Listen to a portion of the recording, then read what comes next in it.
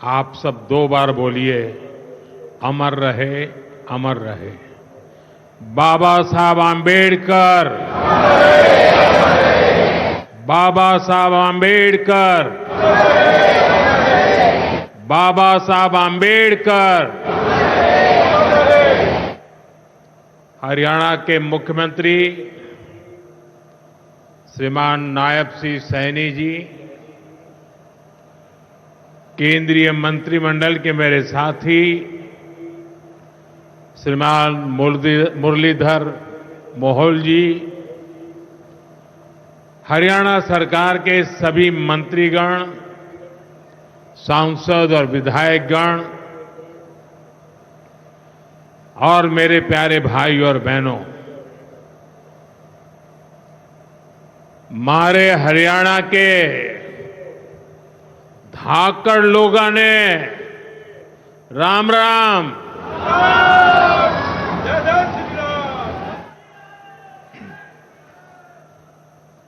ठाडे जवान, ठाडे खिलाड़ी और ठाडा भाईचारा, यो से हरियाणा की पहचान।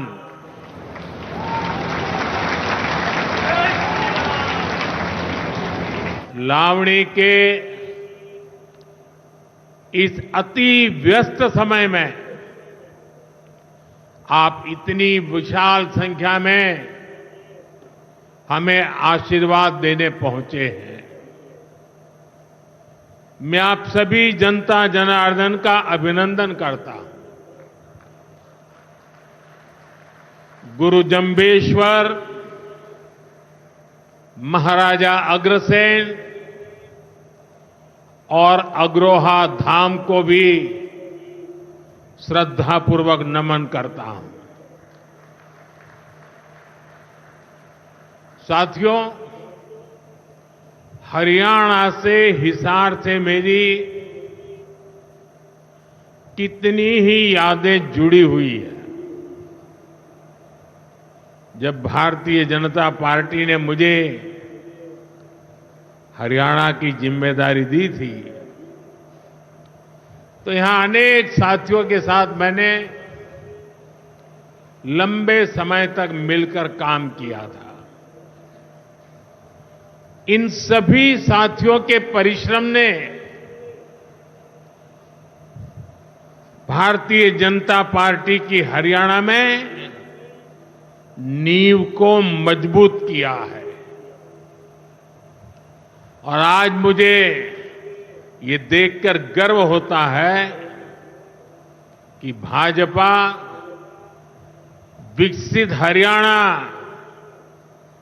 विकसित भारत के लक्ष्य को लेकर पूरी गंभीरता से काम कर रहा है। साथियों, आज का दिन हम सभी के लिए, पूरे देश के लिए और खास करके दलित, पीड़ित, वंचित, शोषित, उन सब के लिए बहुत महत्वपूर्ण दिवस है। उनके जीवन में तो दूसरी दिवाली होती है। आज संविधान निर्माता बाबा साहब आंबेडकर की जयंती है। उनका जीवन, उनका संघर्ष, उनका जीवन संदेश हमारी सरकार की 11 साल की यात्रा का प्रेरणा स्तंभ बना है। हर दिन, हर फैसला, हर नीति बाबा साहब आंबेडकर को समर्पित है। वंचित, पीड़ित, शोषित, गरीब, आदिवासी, महिलाएं, इनके जीवन में बदलाव लाना, इनके सपनों को पूरा करना, ये हमारा मकसद है। इसके लिए निरंतर विकास, तेज विकास, और यही भाजपा सरकार का मंत्र है। साथियों, इसी मंत्र पर चलते हुए आज हरियाणा से अयोध्या धाम के लिए फ्लाइट शुरू हुई है। यानी अब श्री कृष्ण जी की पावन भूमि हरियाणा प्रभु राम की नगरी से सीधे जुड़ गई है।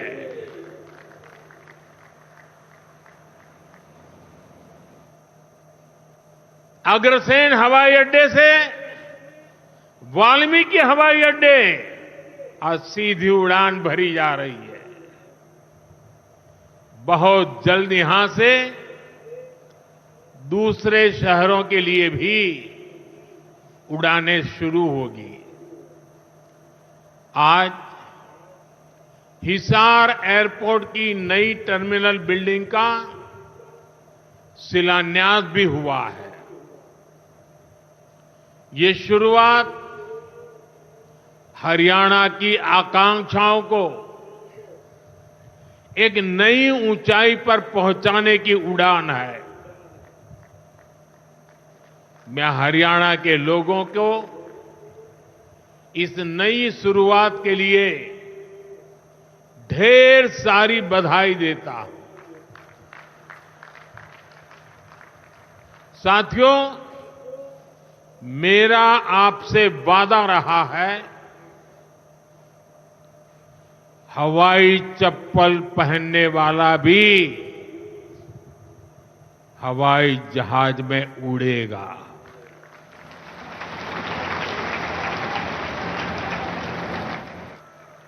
और ये वायदा हम देश में चारों तरफ पूरा होता देख रहे हैं। बीते 10 सालों में करोड़ों भारतीयों ने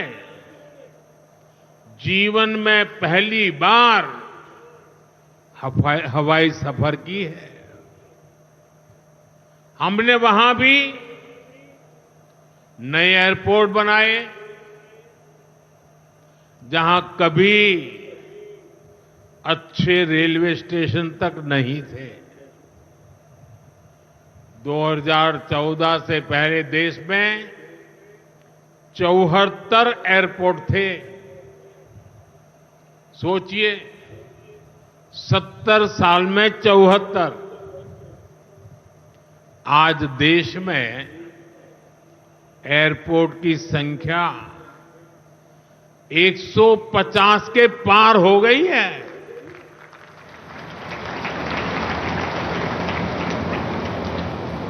देश के करीब 90 एरोड्रम उड़ान योजना से जुड़ चुके हैं।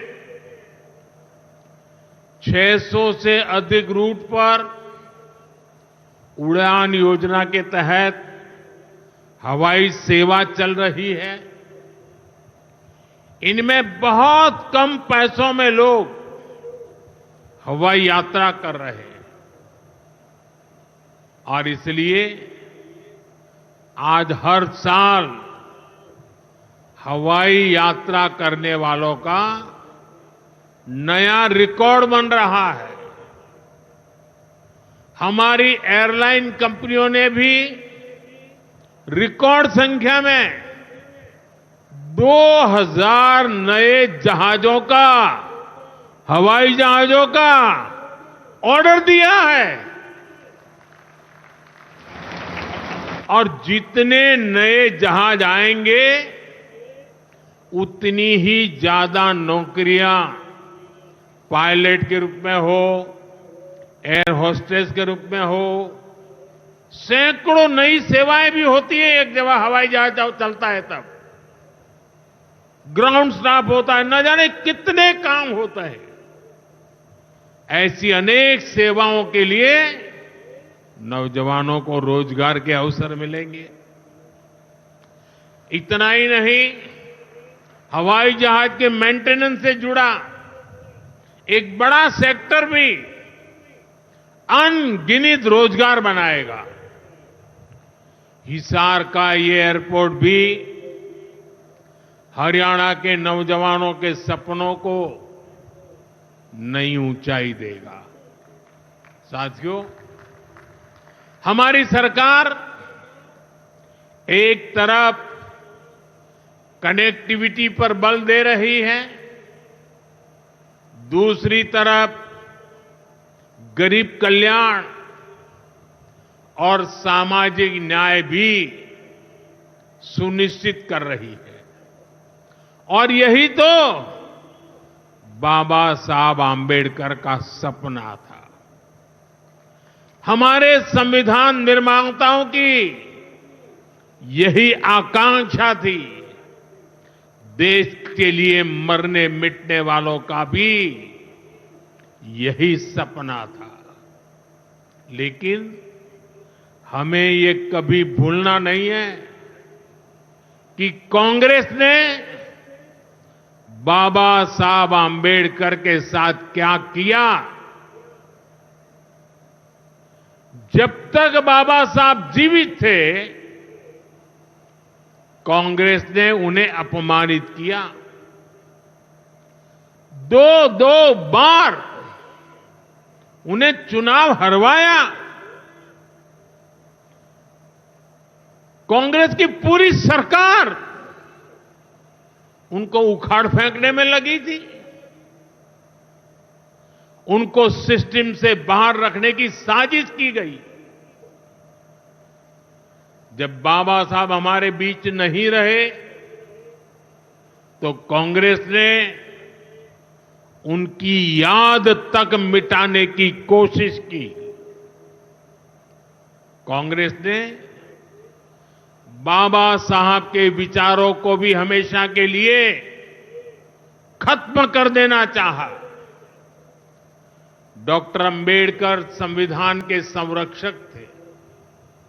कांग्रेस संविधान की भक्षक बन गई है। डॉक्टर अंबेडकर समानता लाना चाहते थे, लेकिन कांग्रेस ने देश में वोट बैंक का वायरस फैला दिया।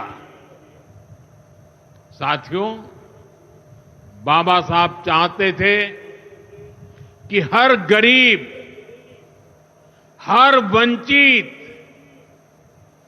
गरिमा से जी सके, सर ऊंचा करके जिए, वो भी सपने देखें, अपने सपने पूरे कर सके। लेकिन कांग्रेस ने एससी, एसटी, ओबीसी को सेकंड क्लास सिटीजन बना दिया। कांग्रेस के लंबे शासनकाल में कांग्रेस के नेताओं के घर में स्विमिंग पूल तक पानी पहुंच गया, लेकिन गांव में नल से जल नहीं पहुंचा।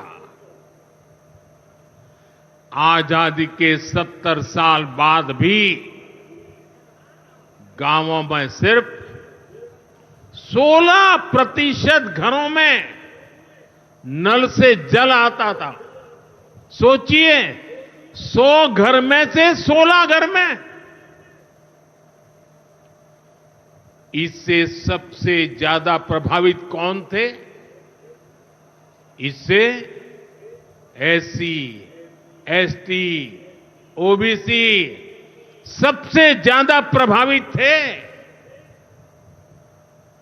अरे उनकी इतनी ही चिंता थी, आज जो गली गली में जाके भाषण झाड़ रहे हैं, अरे कम से कम मेरे एससी, एसटी, ओबीसी भाइयों के घर तक अरे पानी तो पहुंचा देते।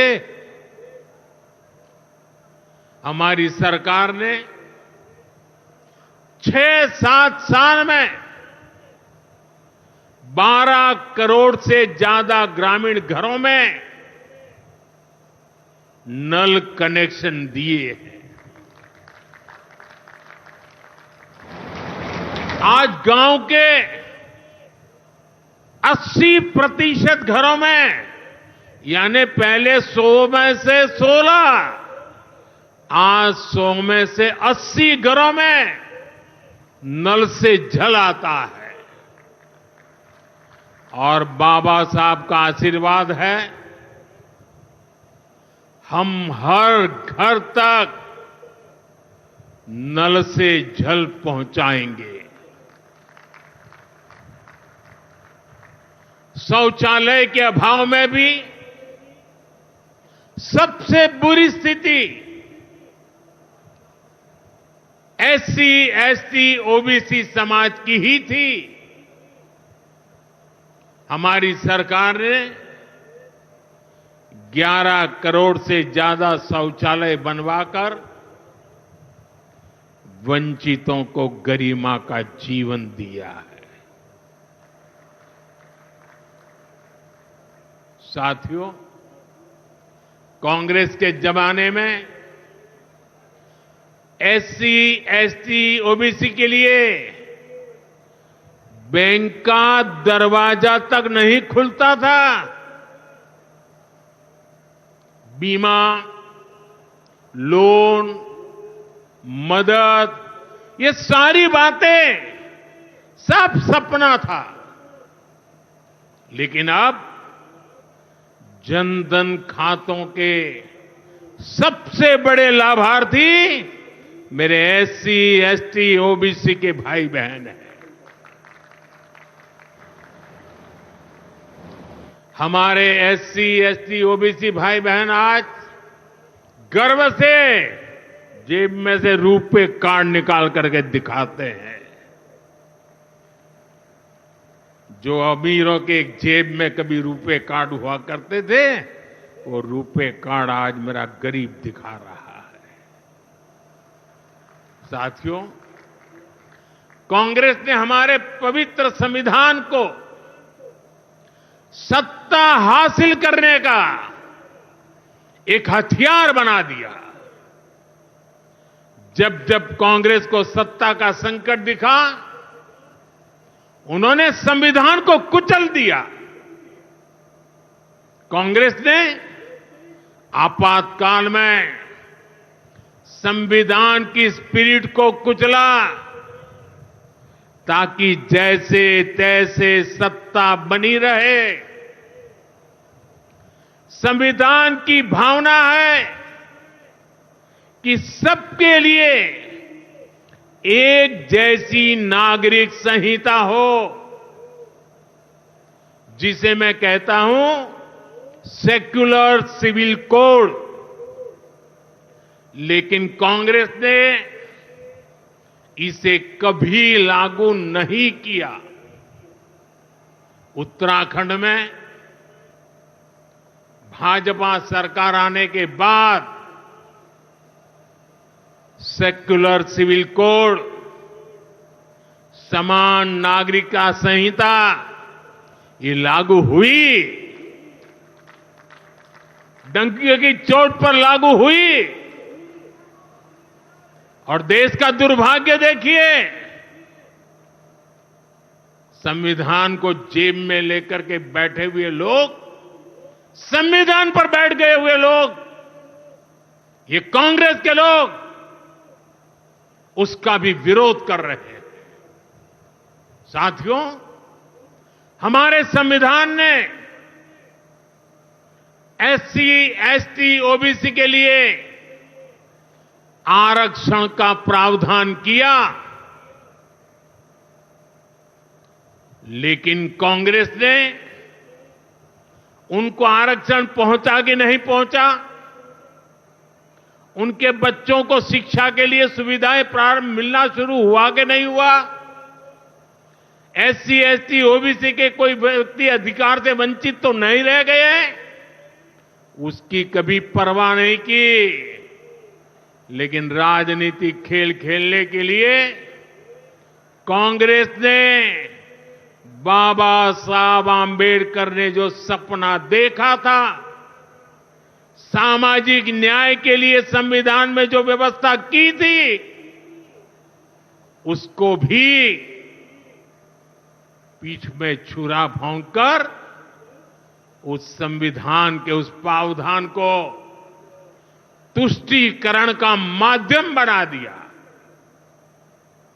अभी आपने भी समाचारों में सुना होगा, कर्नाटका की कांग्रेस सरकार ने टेंडर में भी अब एससी, एसटी, ओबीसी के अधिकार छीन करके धर्म के आधार पर आरक्षण दे दिया। जबकि संविधान में बाबा साहब आंबेडकर ने साफ साफ शब्दों में चर्चा में कहा था कि संविधान में कतई धर्म के आधार पर आरक्षण की व्यवस्था नहीं की जाएगी। और हमारे संविधान ने धर्म के आधार पर आरक्षण के लिए प्रतिबंध लगाया हुआ है। साथियों, कांग्रेस की तुष्टीकरण की इस नीति का बहुत बड़ा नुकसान मुस्लिम समाज को भी हुआ है। कांग्रेस ने सिर्फ कुछ कट्टरपंथियों को ही खुश किया है, बाकी समाज बेहाल रहा, अशिक्षित रहा, गरीब रहा। कांग्रेस की इस कुनीति का सबसे बड़ा प्रमाण वक्फ कानून है। देश आजाद होने के बाद 2013 तक वक्फ का कानून चलता था, लेकिन चुनाव जीतने के लिए, तुष्टीकरण की राजनीति के लिए, वोट बैंक की राजनीति के लिए 2013 के आखिर में, आखिरी सत्र में कांग्रेस ने इतने सालों तक चल रहे वक्फ के कानून में आनन फानन संशोधन कर दिया ताकि चुनाव में वोट पा सके। वोट बैंक को खुश करने के लिए इस कानून को ऐसा बना दिया कि बाबा साहब आंबेडकर के संविधान की ऐसी की तैसी संविधान से ऊपर कर दिया। ये बाबा साहब का सबसे बड़ा अपमान का काम था। साथियों, ये कहते हैं कि उन्होंने मुसलमानों के हित में किया।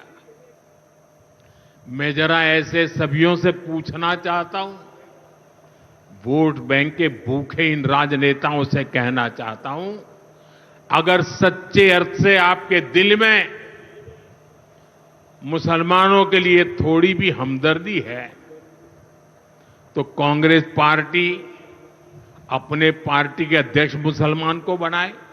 क्यों नहीं बनाते भाई?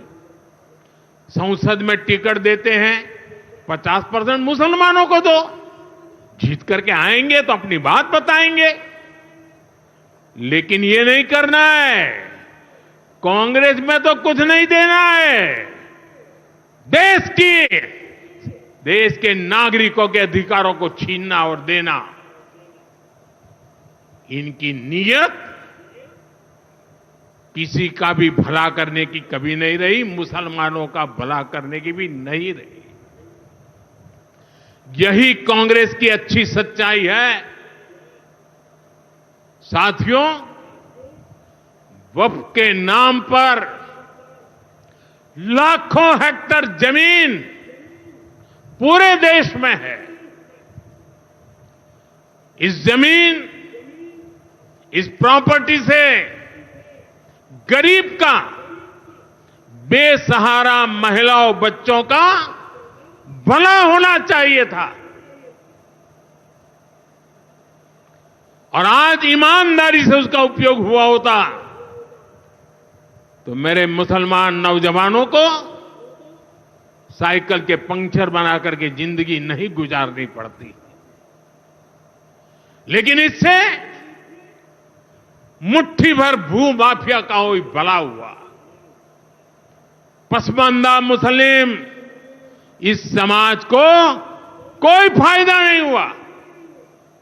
और ये भूमाफिया किसकी जमीन लूट रहे थे? ये दलित की जमीन लूट रहे थे, पिछड़ों की जमीन लूट रहे थे, आदिवासी की जमीन लूट रहे थे, विधवा महिलाओं की संपत्ति लूट रहे थे। सैकड़ों विधवा मुस्लिम महिलाओं ने भारत सरकार को चिट्ठी लिखी, तब जाके कानून की चर्चा आई है। वक्फ कानून में बदलाव के बाद अब ये गरीबों से जो लूटा जा रहा है वो बंद होने वाला है।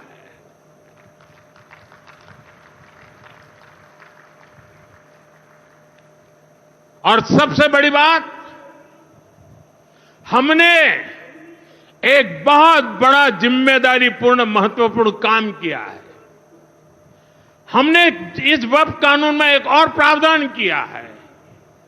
अब नए कानून के तहत, वक्फ के कानून के तहत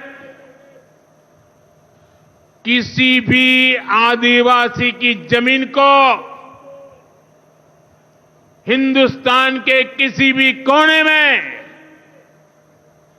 आदिवासी की जमीन को, उसके घर को, उसकी संपत्ति को ये वक्फ बोर्ड हाथ भी नहीं लगा पाएगा। ये आदिवासी के हितों की रक्षा करने का, संविधान की मर्यादाओं का पालन करने का हमने बहुत बड़ा काम किया है। नए प्रावधानों से वक्फ की भी पवित्र भावना का सम्मान होगा। मुस्लिम समाज के गरीब और पसमानदा परिवारों, मुस्लिम महिलाओं, खास करके मुस्लिम विधवाओं को, मुस्लिम बच्चों को उनका हक भी मिलेगा और भविष्य में उनका हक सुरक्षित रहेगा। और यही तो बाबा साहब आंबेडकर ने संविधान के स्पिरिट में हमें काम दिया हुआ है। यही असल स्पिरिट है, यही असली सामाजिक न्याय है। साथियों, हमारी सरकार ने 2014 के बाद बाबा साहब आंबेडकर की प्रेरणा को आने वाली पीढ़ियों तक पहुंचाने के लिए अनेक महत्वपूर्ण कदम उठाए। बाबा साहब देश और दुनिया में जहां जहां रहे, वे सभी स्थान उपेक्षित थे। जो संविधान के नाम पर अपनी राजनीतिक रोटी सेकने के लिए निकले हैं, उन्होंने बाबा साहब से जुड़े हुए हर स्थान का अपमान किया, इसे इतिहास से मिटाने का प्रयास किया। स्थिति ये थी कि मुंबई के इंदु मिल में बाबा साहब आंबेडकर का स्मारक बनाने के लिए भी देश भर में लोगों को आंदोलन करने पड़े। हमारी सरकार ने आते ही इंदु मिल के साथ साथ बाबा साहब आंबेडकर की महू की जन्मभूमि हो, बाबा साहब आंबेडकर जी की लंदन की शिक्षा भूमि हो, दिल्ली में उनकी महापरिनिर्वाण स्थली हो, या फिर नागपुर की दीक्षा भूमि हो, हमने सभी का विकास किया, इनको पंच तीर्थ के रूप में विकसित किया है। मेरा सौभाग्य है कि कुछ दिन पहले ही मुझे दीक्षा भूमि में जाकर, नागपुर जाकर बाबा साहब को नमन करने का अवसर मिला। साथियों, कांग्रेस के लोग सामाजिक न्याय की बड़ी बड़ी बातें करते हैं, लेकिन हमें ये भी याद रखना है कि कांग्रेस ने बाबा साहब आंबेडकर और चौधरी चरण सिंह जी, इन दोनों महान सपूतों को भारत रत्न नहीं दिया था। बाबा साहब आंबेडकर को भारत रत्न तब मिला जब केंद्र में भाजपा के समर्थन वाली सरकार बनी। वहीं हमें गर्व है कि भाजपा की ही सरकार ने चौधरी चरण सिंह जी को भी भारत रत्न दिया है। साथियों, सामाजिक न्याय के, गरीब कल्याण के पथ को हरियाणा की भाजपा सरकार भी निरंतर सशक्त कर रही है। सरकारी नौकरियां की भी हरियाणा में क्या हालत थी, आप सबको पता है। यूं किया करते, जे नौकरी लागनी है तो किसी नेता के गैल हो ले, और न तो रुपया ले आ, बापू की जमीन और मां के तो जेवर भी बिक जाया करते। मुझे खुशी है कि नायब सिंह सैनी जी की सरकार ने कांग्रेस की इस बीमारी का इलाज कर दिया है।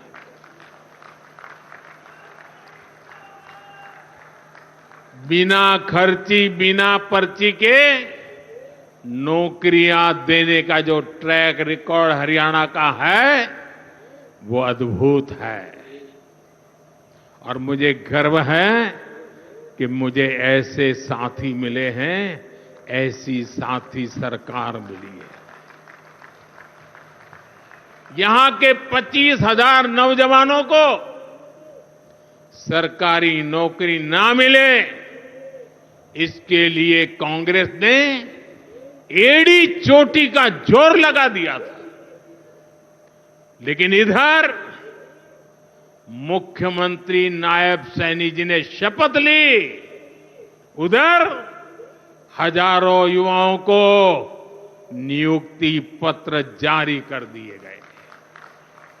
यह है भाजपा का, सरकार का सुशासन। और अच्छा यह है कि नायब सिंह सैनी जी की सरकार आने वाले वर्षों में हजारों नई नौकरियों का रोड मैप बना करके चल रही है।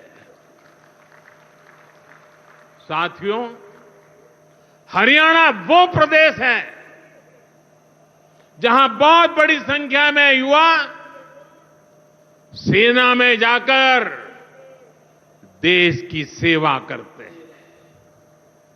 कांग्रेस ने तो वन रैंक वन पेंशन को लेकर भी दशकों तक धोखा ही दिया। ये हमारी सरकार है जिसने वन रैंक वन पेंशन योजना लागू की। अब तक हरियाणा के पूर्व फौजियों को भी ओआरओपी के वन रैंक वन पेंशन के 13,500 करोड़ रुपए, 13,500 करोड़ रुपए दिए जा चुके हैं।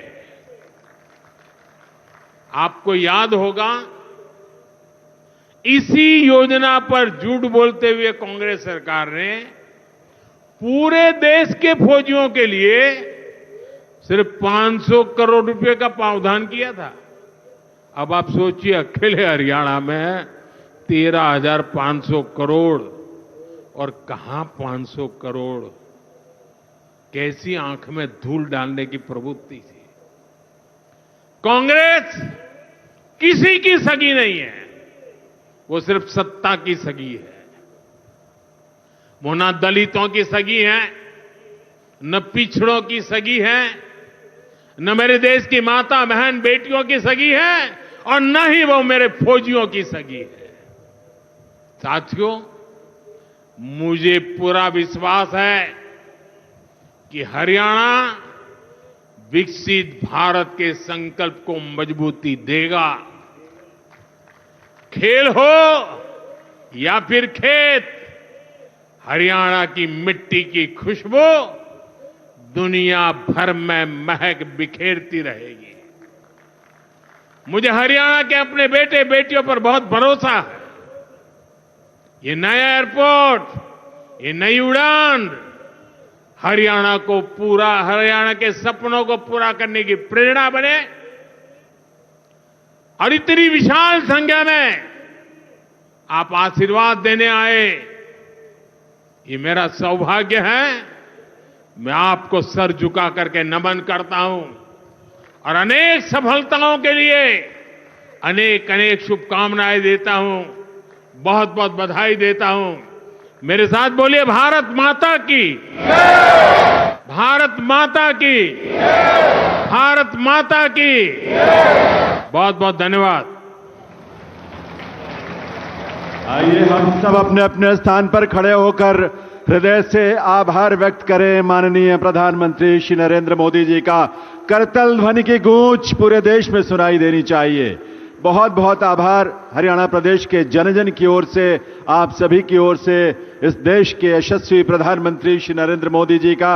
आज का दिन आपने हरियाणा प्रदेश की विकास यात्रा को समर्पित किया है। बाबा साहेब की 135वीं जयंती को आपने इस रूप में हरियाणा प्रदेश के हर वासी को समर्पित किया है, जिसका आज यहां के कार्यक्रम के बाद अगला पड़ाव यमुनानगर है। संकल्पों की ये उड़ान देवियों सज्जनों जारी रहेगी, और हृदय से आभार माननीय प्रधानमंत्री महोदय का।